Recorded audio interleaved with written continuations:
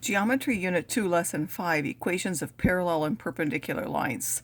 So we want to find the equation of lines, whether it's a parallel or perpendicular to a given line, and it will go through a certain point. We want to actually find the equations of those lines. So I'll remind you that the slope, m, is the change in the y over the change in x, so we can write it in words or write it in symbols, which is also the rise of the run. So if we have 2 points that are on the line, if we go from one to the other, the horizontal change is the run, the vertical change is the y. And then the slope-intercept form has y equals mx plus b. You put the slope in front of the x and then add on there the y-intercept. The important result that we have here, in Algebra 1 you would have covered that parallel lines have the same slope and perpendicular lines have the slopes that are the opposite reciprocal. So if I have a given slope m, the slope of the parallel line is the same as that. For the perpendicular one, it will be minus 1 over that line. So if the original slope is positive, the perpendicular will be negative. If the original one is negative, the perpendicular one will be positive. So here we have the equations of 2 lines. We know that those are now parallel lines because they both have a slope of 2.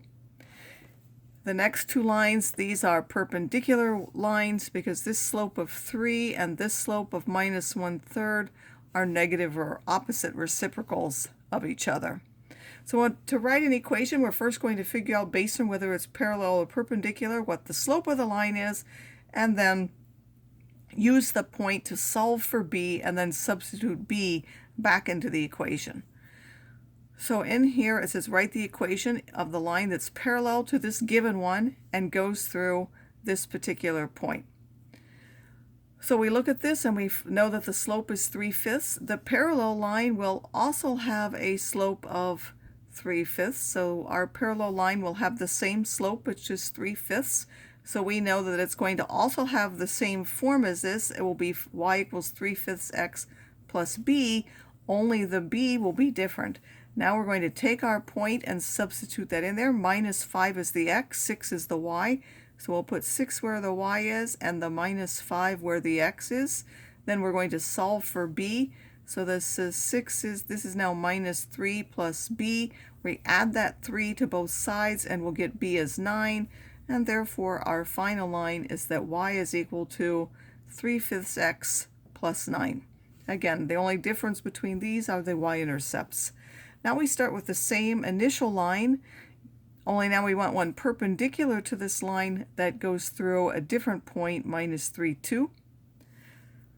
So now we want to find the slope for this perpendicular line. We're given 3/5. We know it has to be the opposite reciprocal. The reciprocal is 5/3. This one is positive, so this one will be negative.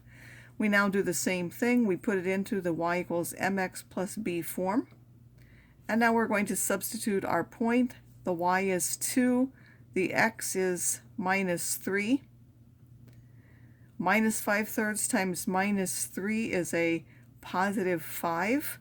So 2 is 5 plus b. If you subtract that 5 from both sides, b is equal to minus 3. So our final equation will be y equals minus 5/3 x minus 3. Again, these two have opposite reciprocals. The intercepts aren't related either. We have solved for that to that point. If we were to graph this, these two would be perpendicular, and this line would pass through that point.